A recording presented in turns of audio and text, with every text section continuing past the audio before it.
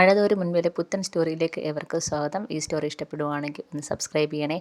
അതുപോലെ ലൈക്ക് ചെയ്യാനും ഹൈപ്പ് ചെയ്യാനും മറക്കല്ലേ. അങ്ങനെ വായിച്ച സുനിതയെടുത്ത് കാര്യങ്ങളെല്ലാം പറഞ്ഞു കൊടുക്കുന്നുണ്ട്. പച്ചക്കറി എന്തൊക്കെയാണ് വേണ്ടുന്നത്, അതിൻ്റെ ലിസ്റ്റ് തരണം. പിന്നെ എന്തൊക്കെയാണ് ഇന്ന് ഉച്ചയ്ക്ക് ഉണ്ടാക്കുന്ന കറി എന്നൊക്കെ ചോദിക്കുന്നുണ്ട്. അപ്പം ഇവിടെ മീനും ചിക്കനൊന്നും ഇരിപ്പില്ല, അതെന്തൊക്കെയാണ് വേണ്ടുന്നതെന്ന് എനിക്ക് ലിസ്റ്റ് തന്നാൽ മതി എന്നൊക്കെ പറഞ്ഞ് വൈജ ഇതെടുത്ത് സംസാരിക്കുകയാണ്. അതൊക്കെ ഞാൻ ഇപ്പം തന്നെ ഉടനെ തരാൻ ചേച്ചി എന്ന് പറയാണ്. അപ്പോൾ ഉടനെ വൈജ പറയുന്നുണ്ട്, ഈ ചേച്ചി വിളി വേണ്ട, ഒന്നീ മേഡം അല്ലെങ്കിൽ കൊച്ചമ്മ അതിലേതെങ്കിലും വിളിക്കണം, അല്ലെങ്കിൽ അത് പിന്നെ പ്രശ്നമാകുമെന്ന് പറയാണ്. അപ്പോൾ സുനിതയാണെങ്കിൽ ഇങ്ങനെ വല്ലാതെ നിൽക്കുകയാണ്. ഈ സമയത്ത് ബബിതയും കൃഷ്ണമോളോട് അങ്ങോട്ട് വരികയാണ്. അപ്പം ബബിത പറയുന്നുണ്ട്, ഞങ്ങൾക്ക് വേണ്ടി ഫുഡൊന്നും ഉണ്ടാക്കണ്ട. അതെന്താ നിങ്ങൾക്ക് ഫുഡ് വേണ്ടാത്തേ എന്ന് വൈജ ചോദിക്കുന്നുണ്ട്. അത് ഞങ്ങൾ പുറത്ത് പോയി കഴിക്കുക, അച്ഛൻ പറഞ്ഞ് എല്ലാവരും കൂടെ പുറത്ത് പോയി കഴിക്കാമെന്ന്. അതെന്താ നേരത്തെ ഒരു തീരുമാനം ഇല്ലായിരുന്നല്ലോ, ഇത് പെട്ടെന്ന് എന്താ ഒരു തീരുമാനം എന്ന് പറയാണ്. അതൊന്നും അറിയത്തില്ല, അച്ഛൻ പറഞ്ഞ റെഡിയാവാൻ ഞങ്ങളെല്ലാം പുറത്ത് പോയി കഴിക്കുക, അതുകൊണ്ട് ഞങ്ങൾക്ക് ഫുഡ് വേണ്ടാന്നും പറഞ്ഞിട്ട് ബബിതയും കൃഷ്ണയും അങ്ങ് പോവുകയാണ്. അത് വൈജയ്ക്കൊട്ടും ഇഷ്ടപ്പെടുന്നില്ല. വൈജ മനഃപൂർവ്വം വൈജയെ അപമാനിക്കാൻ വേണ്ടി ചെയ്തതാണെന്ന് വൈജയ്ക്ക് മനസ്സിലാകുന്നുണ്ട്. അങ്ങനെ ബബിതയും കൃഷ്ണയൊക്കെ റെഡിയാവാനായിട്ട് അങ്ങ് പോവുകയാണ്. ഈ സമയത്ത് കുളത്തൂപ്പുഴയിലാണെങ്കിൽ ചാനലിൽ വന്ന് അലീൻ്റെ അടുത്ത് പറയുന്നുണ്ട്, നീ ഇന്നലെ പറഞ്ഞ കാര്യങ്ങളൊക്കെ ഞാൻ ചിന്തിച്ച് ശരിയാ, പെട്ടെന്ന് ഇത്രയും നാൾ ഒരാൾ ചെയ്തിരുന്ന കാര്യം പെട്ടെന്ന് മാറ്റി ചെയ്യണമെന്ന് പറഞ്ഞാൽ നടക്കുന്ന കാര്യമല്ല, അത് എനിക്കായാലും അത് നടക്കത്തില്ല. അതുകൊണ്ട് നിൻ്റെ ശീലങ്ങളൊക്കെ പതിയെ മാറ്റിയാൽ മതിയെന്ന് സ്റ്റാൻലി പറയുന്നുണ്ട്. ഇത് കേൾക്കുമ്പോൾ അവതക്കുട്ടിയും അലീനെ ഇങ്ങനെ ഞെട്ടിലോടെ നോക്കിയാണ്. പക്ഷേ മാറ്റിയെടുക്കാൻ ശ്രമിക്കണം, പതിയെ മാറിക്കോളും എന്ന് പറയുന്നുണ്ട്. അപ്പം അലീന ശരിയെന്നും പറഞ്ഞ് തലയാട്ടുന്നുണ്ട്. അങ്ങനെ സ്റ്റാൻലി അങ്ങോട്ട് പോയി കഴിയുമ്പോൾ അവതക്കുട്ടി അലീൻ്റെ അടുത്ത് പറയാണ്, മോളെ ഇവൻ ഒതുങ്ങി തുടങ്ങിയല്ലോ, ഇത്രയും നാൾ പിടിവാശി നിന്ന് ഇവൻ നിൻ്റെ മുന്നിൽ അടിയറവ് പറയുന്നുണ്ടല്ലോ എന്ന് പറയാണ്. അപ്പം അലീന പറയാണ്, ഈ എല്ലാവരുടെ മുന്നിൽ കാണിക്കുന്ന ഈ ഗൗരവം നമുക്കെടുത്ത് കളയേണ്ട മുത്തശ്ശ, ഉള്ളിൽ നല്ലൊരു മനസ്സുണ്ട്, അത് പുറത്ത് കൊണ്ടുവരണേ. സ്നേഹിക്കാൻ അറിയാവുന്ന ഒരു മനസ്സ് എപ്പോഴും ഇങ്ങനെ ഓർഡറും ചെട്ടവും ആയിട്ട് നടന്നാൽ പോരാല്ലോ, ഈ മുഖംമൂടി നമുക്ക് മാറ്റിയെടുക്കണ്ടേ എന്ന് അലീന ചോദിക്കുന്നുണ്ട്. അത് വേണം, നിന്നെക്കൊണ്ടത് ചെയ്യാൻ പറ്റുമെന്ന് അവതക്കുട്ടിയും പറയുന്നുണ്ട്. അങ്ങനെ അവർ രണ്ടുപേരും അത് നടത്തിയെടുക്കുക എന്ന രീതിയിൽ ഭയങ്കര സന്തോഷത്തോടെ അങ്ങോട്ടും ഇങ്ങോട്ടും കയ്യിൽ അടിക്കുകയാണ്. അങ്ങനെ അവതക്കുട്ടിയും അലീനയും കൂടെ തീരുമാനിക്കുകയാണ് സ്റ്റാൻലിയെ മാറ്റിയെടുക്കണമെന്ന്. അങ്ങനെ അലീനയ്ക്ക് കട്ട സപ്പോർട്ടായിട്ട് അവതക്കുട്ടിയും കൂടുണ്ട്. അതിനുശേഷം അലീന മനുവിനെ വിളിക്കുന്നുണ്ട്. അപ്പം മനു ചോദിക്കുന്നുണ്ട്, എന്തുണ്ട് കുളത്തുപുഴയിലെ വിശേഷം? വിശേഷമൊന്നും പറഞ്ഞില്ലേ, അവിടെ ചെന്ന് താമസമാക്കിയിട്ട് എന്തൊക്കെയുണ്ടെന്ന് മനു ചോദിക്കുന്നുണ്ട്. ഇവിടെ നല്ല വിശേഷം, ഒത്തിരി പറയാനുണ്ട്. മിക്കവാറും ഇവിടെ സ്റ്റാൻലി പപ്പയായിട്ട് ഒരു പ്രശ്നം, ഒരു ഉടക്കുണ്ടാവാനുള്ള എല്ലാ ലക്ഷണവും ഉണ്ടെന്ന് പറയാണ്. അപ്പോൾ നിനക്ക് സ്റ്റാൻലി പപ്പയായിട്ട് ഒരു വഴക്കിടാനൊക്കെ ഉള്ള ധൈര്യം കിട്ടിയെന്ന് ചോദിക്കുകയാണ്. അപ്പം അലീന പറയാണ്, അതൊക്കെ എനിക്കുണ്ട്, ഞാൻ പുറത്തെടുത്തു കഴിഞ്ഞാലേ പപ്പ പേടിക്കുമെന്ന് പറയാണ്. അപ്പം മനു പറയാണ്, ഓ അത്രയ്ക്ക് വില്ലനാണോ നിൻ്റെ പപ്പ എന്ന് ചോദിക്കുന്നുണ്ട്. എല്ലാത്തിനും ഒരു പട്ടാള ചിട്ടയാ, ഒന്നും നമ്മുടെ ഇഷ്ടത്തിന് ചെയ്യാൻ പറ്റത്തില്ല, എല്ലാം പുള്ളിക്കാരൻ്റെ ഇഷ്ടത്തിന് നമ്മൾ ചെയ്യണം, ആ ചിട്ടയിൽ കൂടെ എല്ലാവരും പോകാൻ പാടും എന്നൊക്കെയാണ് നിയമം. ഇപ്പം ഞാനും അതുപോലെ പെരുമാറണമെന്നാണ് എനിക്ക് തന്ന ഓർഡർ. എന്നിട്ട് നീ എന്താ ചെയ്തെന്ന് മനു ചോദിക്കുകയാണ്. ഞാനെന്ത് ചെയ്യാനാ, എന്നെക്കൊണ്ട് പറ്റത്തില്ലെന്ന് പറഞ്ഞു, നീ അങ്ങനെ പറഞ്ഞോന്ന് ചോദിക്കുകയാണ്. അല്ലാതെ പപ്പയെടുത്ത് പിടിച്ച് നിൽക്കാൻ പറ്റത്തില്ലെന്നൊക്കെ അലീന പറയുന്നുണ്ട്. അപ്പം ബാക്കി വിശേഷങ്ങളെല്ലാം മനു ചോദിക്കുന്നുണ്ട്. അപ്പം ഇവിടെ പപ്പയുടെ അപ്പൻ വന്നിട്ടുണ്ട്, എൻ്റെ വല്യപ്പച്ചൻ. ആളെങ്ങനുണ്ട്, നിന്നെ കണ്ടപാടെ അടിച്ച് പുറത്താക്കാൻ നോക്കിയില്ലേ എന്ന് ചോദിക്കുന്നുണ്ട് മനു. ഏയ് ആ ഒരു ഉദ്ദേശത്തോടൊക്കെയാണ് വന്നത്, പക്ഷെ പെട്ടെന്ന് എന്നെ കണ്ടപ്പോഴത്തേക്ക് ആളുടെ ഭാവം അങ്ങ് മാറി.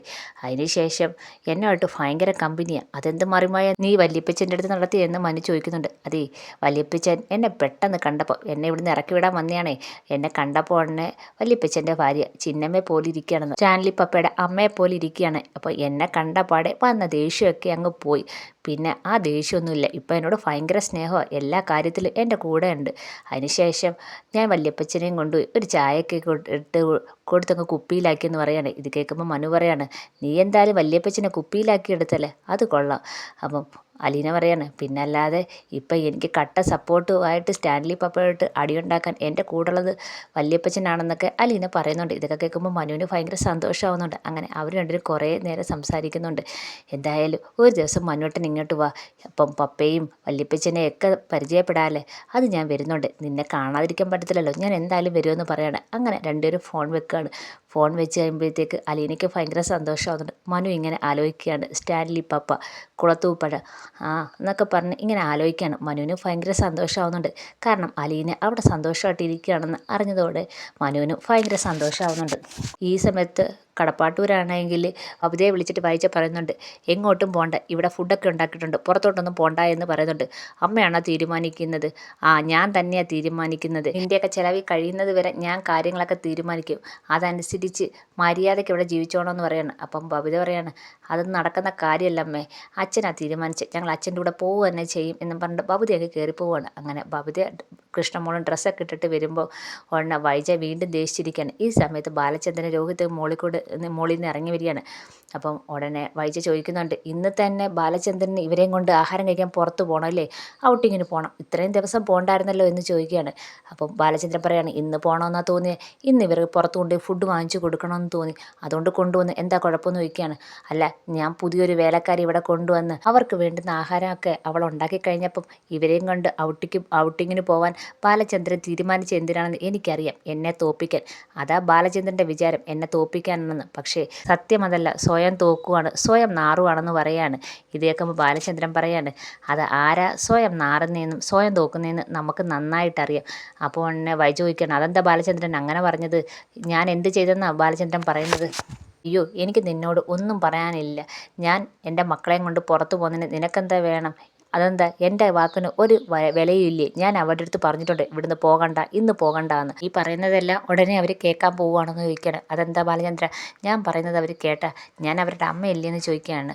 അപ്പോൾ ബാലചന്ദ്രൻ പറയാണ്, അമ്മയൊക്കെ തന്നെ, പക്ഷേ നീ പറയുന്നത് കേൾക്കണമെന്ന് നിർബന്ധം പറയാൻ പറ്റത്തില്ലല്ലോ.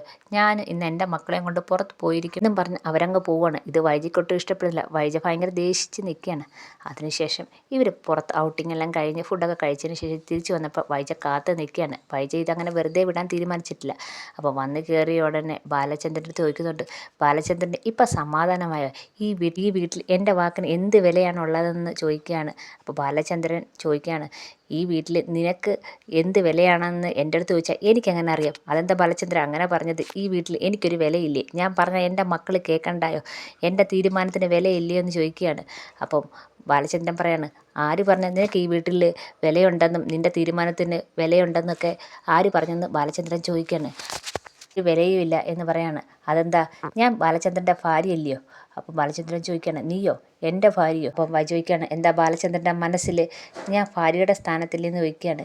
നീ എൻ്റെ മനസ്സിൽ ഭാര്യയുടെ സ്ഥാനത്തുമില്ല, എൻ്റെ ഭാര്യയുടെ സ്ഥാനത്തേക്ക് നീ വരട്ടെ എന്ന് ചോദിച്ചിട്ടുമില്ല, ഇപ്പം എൻ്റെ മനസ്സിൽ കയറിയിട്ടുമില്ല എന്ന് പറയാണ്. ഇത് കേൾക്കുമ്പോഴത്തേക്ക് വൈജ ഒന്ന് ഞെട്ടുന്നുണ്ട്. അപ്പോൾ വൈജ ചോദിക്കുകയാണ്, അപ്പം എൻ്റെ സ്ഥാനം എന്താ ഈ വീട്ടിലെ എന്ന് ചോദിക്കുകയാണ്.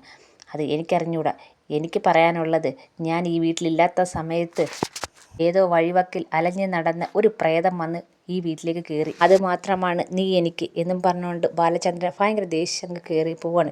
വൈജയ്ക്ക് ഇതൊരിക്കലും പ്രതീക്ഷിക്കാത്ത മറുപടിയാണ്. ആ വീട്ടിലും ബാലചന്ദ്രൻ്റെ മനസ്സിലും വൈജയ്ക്ക് ഒരു സ്ഥാനമില്ലെന്ന് വൈജയ്ക്ക് മനസ്സിലാവുന്നുണ്ട്. അങ്ങനെ എല്ലാം നഷ്ടപ്പെട്ട പോലെ ഭയങ്കര സങ്കടത്തോടെ കണ്ണൊക്കെ നിറഞ്ഞ് വൈജ ഇങ്ങനെ നിൽക്കുകയാണ്. താൻ ആ വീട്ടിലെ ആരുമല്ലെന്ന് വൈജയ്ക്ക് മനസ്സിലാവുന്നുണ്ട്.